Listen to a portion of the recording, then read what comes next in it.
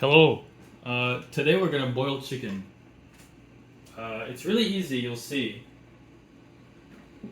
I have water on the stove that you can't see. I have ginger.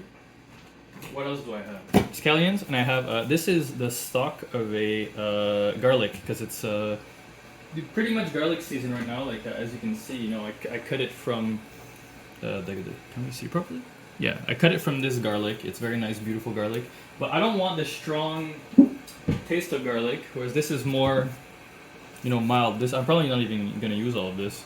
So you'll see it's really simple, okay? Take ginger. Take like this much maybe. You don't even need to be like too crazy about how you I'm not gonna boil a whole chicken because I'm only one person. We're gonna use this, and for our scallions, I'm gonna do 2 whole scallions that I'm gonna chop into just kind of smaller pieces. 2 whole scallions, green and whites. Make sure they're clean. Sometimes they're dirty, especially if it's the time of year where they grow in your area, because then they get plucked out of the earth directly. And then the other thing we'll do is we'll only use the whites of these and keep the greens for something else. Next step, very easy. Smack them. It'll bring out the aroma. Garlic will get smacked as well because it's kind of tough, but it's very tough. So then same thing with, you know, with the scallion greens. Just smack them a little bit. Sorry about the noise once again. Ginger. Oh my god.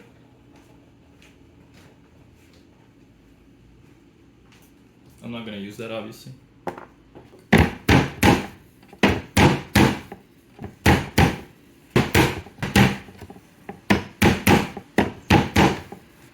My water is almost boiling. I'm gonna reserve a little bit. You'll see why. I'm gonna reserve a little bit of the crushed ginger that I used.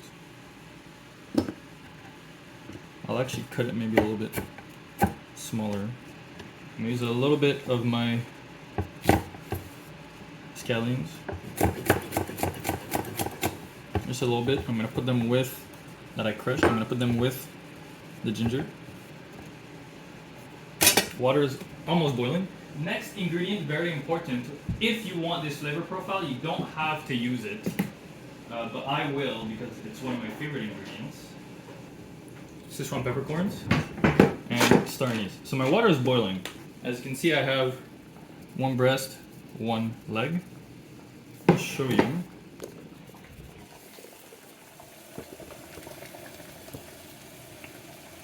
Beautiful. Put the leg in. Put the breast in. Make sure that it just submerges. Then you lower the heat so that you're at a simmer. Like a really, really bare simmer. You really want, that's why like I say boil, but it should be more like poaching. Then I'll add 2 pieces of star anise. I'll add all my ginger that I crushed. Oh, this is the bad one. I'll add my leaves. Maybe this is too much actually. This is more like for a whole chicken. These. This we won't use. Then Sichuan peppercorns. Maybe like a pinch.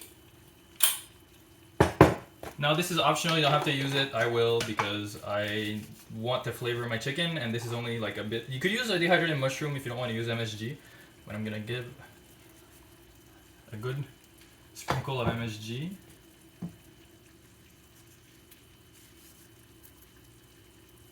And a good sprinkle of salt, because you want it to be like pretty heavily seasoned. Because you want to the chicken to be flavorful on its own. These keep them for stock or something. So this, we're gonna put a lid on it.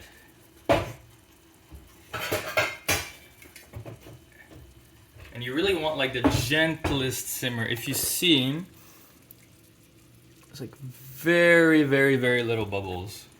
And we're gonna let this simmer until, I would say like 15 minutes. Then you turn off the heat and you let the water cool down for another like 15 minutes. If you're wondering, you know, here I'm using, because I broke down the whole chicken. This is pieces of chicken fat that I'm kind of rendering with water so that it kind of gently brings out the chicken oil, so that I'll use it for something else later, we'll see. So why do I have this? So I actually need, forgot, a little bit of Sichuan peppercorns in there. Sichuan peppercorns, ginger is the most crucial, and then I put a bit of scallions, but it's not, you know, it's not necessary. I'm gonna add boiling water.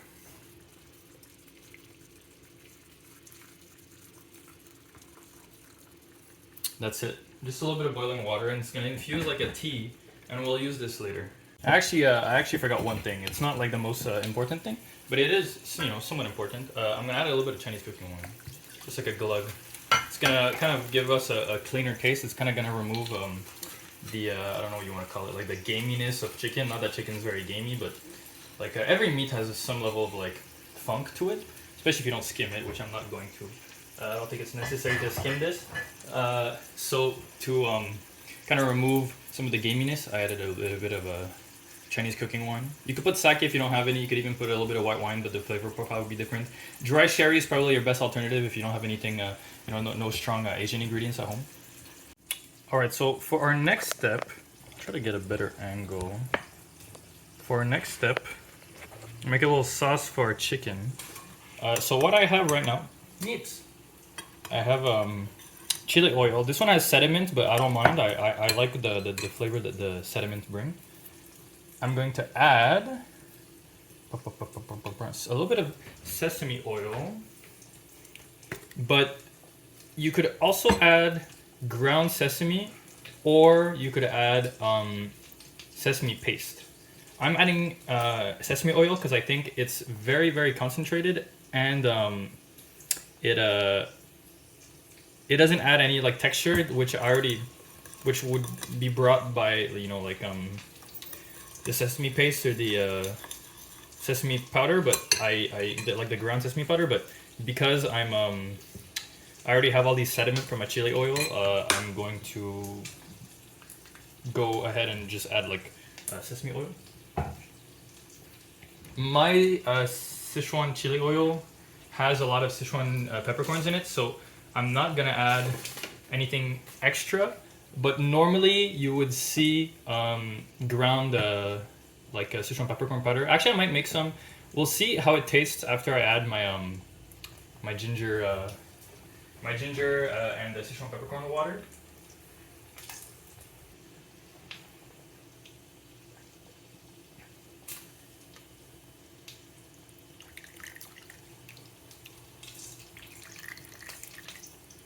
Does the job, but it takes a little bit.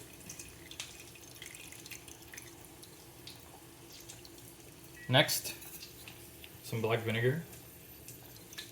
So I'm pretty much out, so I'll have to use a new bottle.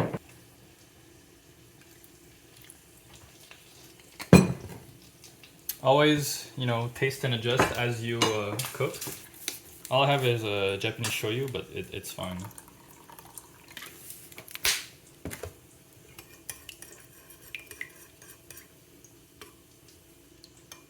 So what does this taste like so far? It should be majority oil. That's one thing. It's good. It's missing some sweetness, which is the next step. Sugar. It should be pretty sweet, very salty, spicy, roasty, and a tiny bit tangy. So I'm just gonna stir until the sugar dissolves.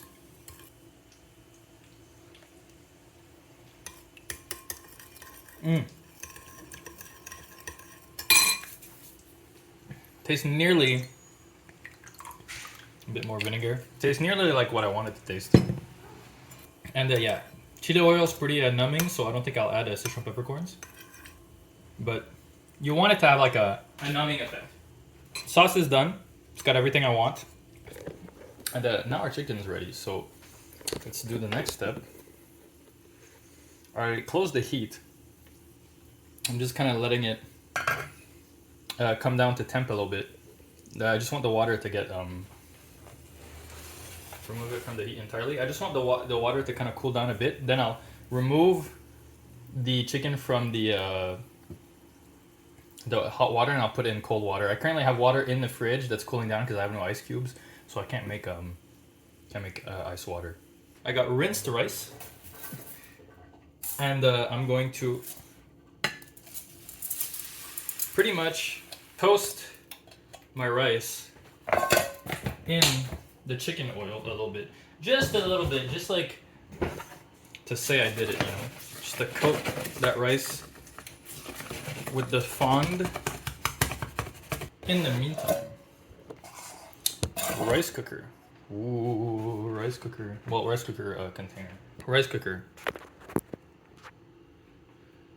Rice cooker container. It smells fragrant, you know, the jasmine smell of the jasmine rice is starting to come out a lot. So what we're gonna do, and it's been coated in the chicken oil. You just want it to get a little bit nutty, nothing crazy. We have our reserved chicken oil. We're gonna add all of the chicken oil. And what we're gonna do next will shock you.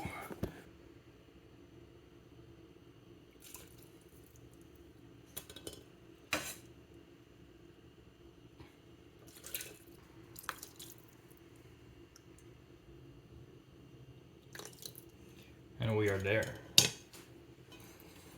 Don't use metal because you're gonna ruin the inside. And then you just activate your rice cooker as you always do. I tapped the chicken and I also made sure, so that we get a nice, you know, nice gelatinous skin. I'm gonna put it in cold water. Be careful not to rupture the skin of the chicken as you take it out, because the gelatinous skin is an important aspect of this.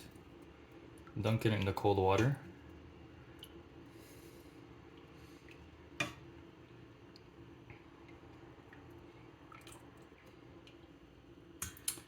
Dunk it in the cold water.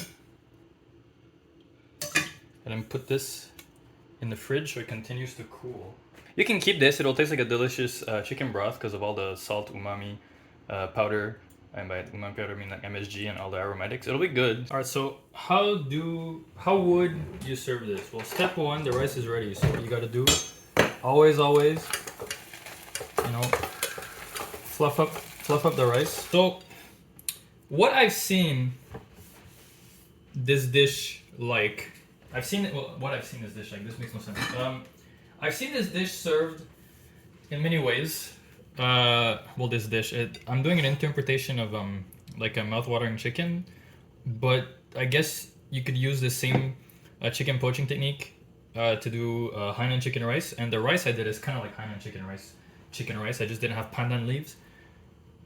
But anyway, I digress. So the way they would do it, you know, in a restaurant, I'll try to get a better view.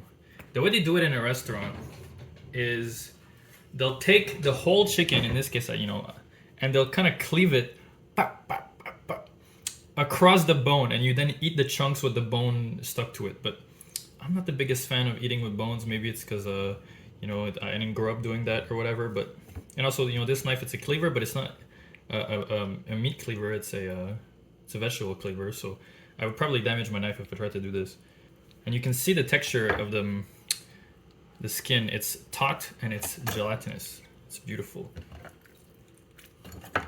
And it should be rosy around the bones. Don't worry about that. You know, because we cooked it slowly, that's how it ends up. Cut across the joint, remove the bone. So I know it looks scary because it's rosy, but if you cooked it to the right temp and you know you did, don't worry about it. So anyway, you got your piece of chicken. We'll cut it into chunks. You want the skin, and the skin's gonna be flabby. You know, people might not be used to that kind of stuff, but it is something that people like. I like that slimy texture. We're just kind of making pieces of chicken that are kind of bite-sized. Get as much meat as you can. It doesn't have to be pretty, though. If you can make it pretty, do it. You know, the bones will add structure. In this case, since we're not really using the bone, there will be no structure. That's the advantage of cleaving across the bone. So how would I serve this?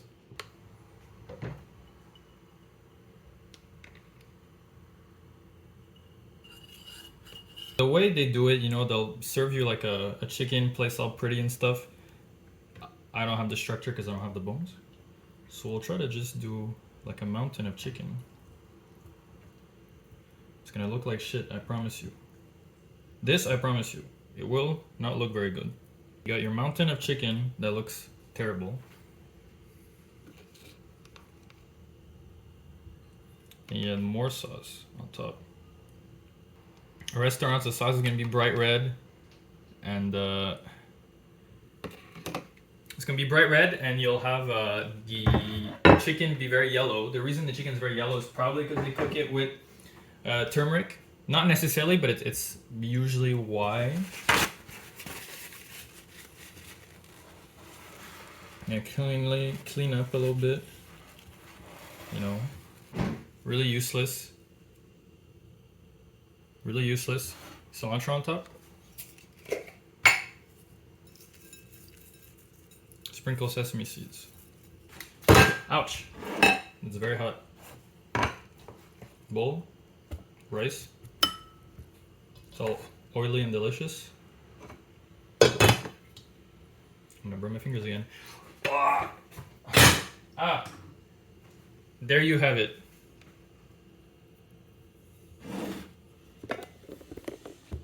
Poached chicken with a delicious chili sauce and chicken rice. So, while I talk to the cats, well, I'll talk about the substitutions while we admire the cats. So, you can, it's mostly, substitutions mostly have to do with like the way I would do the sauce, I suppose.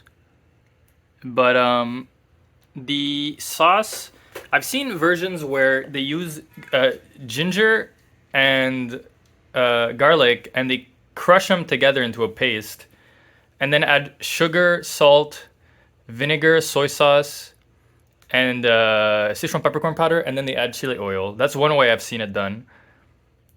And there's no sesame component whatsoever. I've seen other versions, like I said, they use sesame paste or they use ground sesame powder to add a kind of nutty element to it. I've also seen versions where, you're not supposed to lick the dishes. You're not supposed to lick the dishes. Come on, come with me. Yeah. I've seen versions where they, what's the word I'm looking for? They put the yibin yatsai in the sauce, kind of like dandan noodles when you make the sauce. Because this sauce is the same kind of flavor profile as sauce for dandan noodles. So you could just use dandan noodle sauce if you somehow like have some already made or have some at home. Like you could put dandan noodle sauce on top of there and it would end up being very, very similar. And you could use, if you don't have chili oil, you could use laogama, but it would be a completely different flavor profile. It would still be delicious though. It's just that it wouldn't taste the same, but it would still be really good. It's just, you know, laogama I believe is from the Guizhou region, whereas the stuff I'm doing is from the Sichuan region. So it's not the same. For substitutions regarding the aromatics, you can put leeks instead of scallions. You don't have to put garlic if you don't want to. I feel like ginger and Sichuan peppercorns are the only really two kind of crucial components in the poaching step. And if you want to make it spicier, like you want the chicken to be spicy and not just have the sauce be spicy, I would put dehydrated chilies like chile de arbol or things like that in the water as well. Other than that, there's not many substitutions I would call for. Isn't that right, Mips? Yeah, she agrees. But yeah, substitutions wise, not too much going on.